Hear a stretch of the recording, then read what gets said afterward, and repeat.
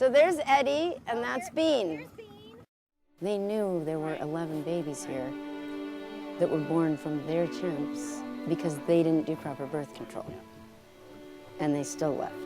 Your blessings are left on the 5th of March 2015. Everything come to a close, and there was some fruit that was left behind. So I came out, I fed them on the 5th, and I fed them on the 6th, and everything was gone. No more food.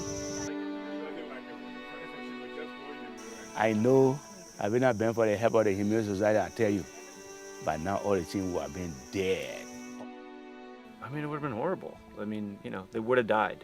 They would have starved to death. I mean, imagine yourself. You're stuck on a deserted island and you can't get food. You'd be desperate. It'd be an awful, awful way to go. And these guys, they don't even, you know, the chimps don't even know, they don't know why. They've been used to Joseph and the other guys coming out every other day to give them food. And so all of a sudden they'd be like waiting and, you know.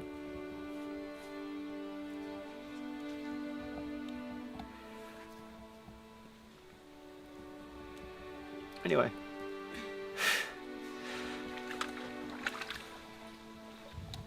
You know, you see Bullet and Samantha.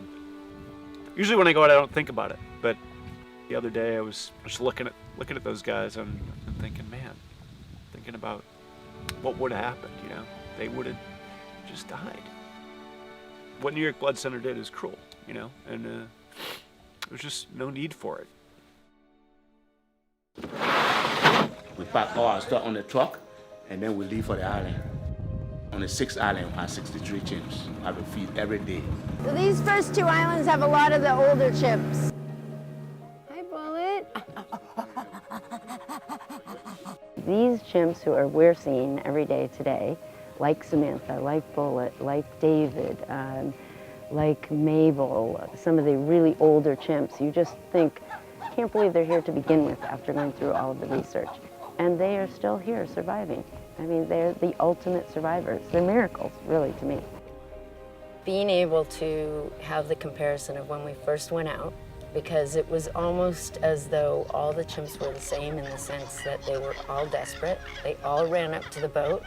They all were screaming. They all had fear faces. Now I see them, and I see their different personalities. That's how Malak always eats. She always lies on her side and eats like that. She likes to relax. We see chimps displaying, we see chimps grooming each other, and they can trust in humans, finally trust in humans that they are going to come and do something good and nice and kind and loving to them. That's a really yummy food grunt. New York Blood Center created the situation. They took them out of the wild, they started a breeding colony, and they created the situation that these chimps are in. The least they can do is support them. They deserve it, you know, they deserve to be cared for. If New York Blood Center can hear me, they should be sincere, generous, to see what they can do to give some money to the Humane Society to support these chimps. I think it would be better. I do say New York Blood Center still has an opportunity. You know, any day they want to talk to us about doing right by the chimps, I will sit down and talk with them, absolutely. They have the opportunity. I really hope they take it.